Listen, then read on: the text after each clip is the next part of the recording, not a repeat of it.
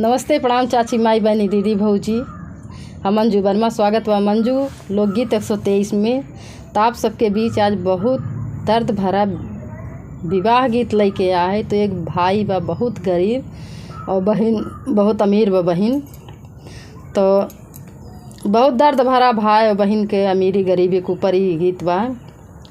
तो देखा एक बहन के घरे शादी पड़ा बा। तो अपने भैया से कहा थे कि भैया तोहरे बहन के बियाह पड़ा बा, तो न्योता हमरे आया। तो देखा भैया कौन जवाब देते हैं गरीबी के नाते। तो आप लोगन बहुत बड़ा गीत ना बा, तो आप लोगन ज़रूर यह गीत का पूरा सुनी है और अच्छा लगी तो अपन प्यार दुलारा आशीर्वाद ज़्यादा से ज़्यादा मंजू लोकगीत 123 पे दिया। नमस्ते, प्रणाम दीदी, बहनी, माई, चाची जी। यूट्यूब पे मैं देखा था हमारे चैनल का नाम बा नीलम लोकगीत 123। तो एक बार ज़रूर सर्च करिए, ज़्यादा से ज़्यादा सपोर्ट करिए। हमें सुने। भैया तोहरे जे बहने के बियाहवा ने माता हमारे आया। भैया तोहरे जे बहने के बियाहवा ने माता हमारे आया। बहिनी नहीं हमारे रुपया पैसा तो नहीं घरे आना जाबाट। बहिनी नहीं हमारे रुपया पैसा तो नहीं घरे आना जाबाट। बहिनी नहीं हमारे पियारी चुनरिया ने माता कैसे आए। बहिनी नहीं हमारे पियारी चुनरिया ने माता कैसे आई। कोहरा घर से गगारी मंगाया ता छुचे छुचे रंगाया। कोहरा घर से गगारी मंगाया तो छुचे छुचे रंगाया। भैया गगरी में बलुआ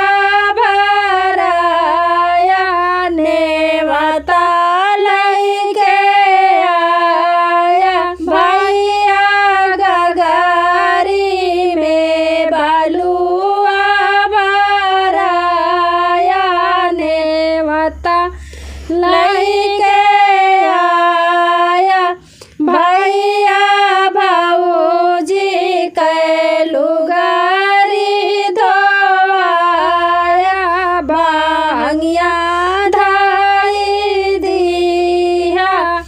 भैया भाऊजी के लुगारी धोआया। भांगिया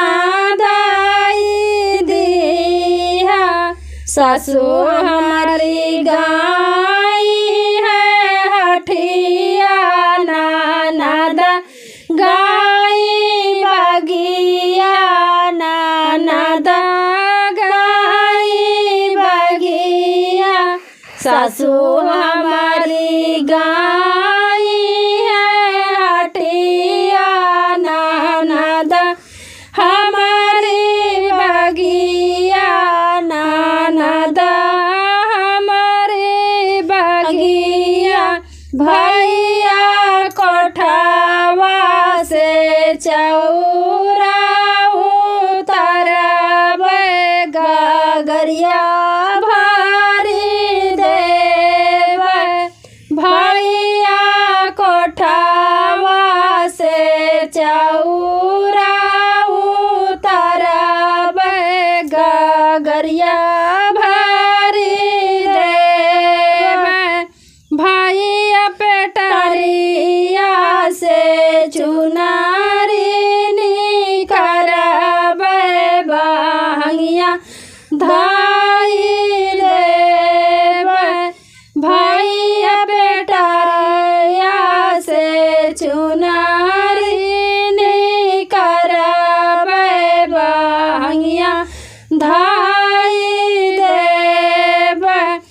भैया बकासे से रुपया निकरबै तो टोंगे गाठी अइबै भैया बकासे से रुपया निकरबै तो टोंगे गाठी अइबै सासू हमारी आई गई हटिया ननद हमारी बगिया ननद हमारी बगिया सासू हमारी आई गई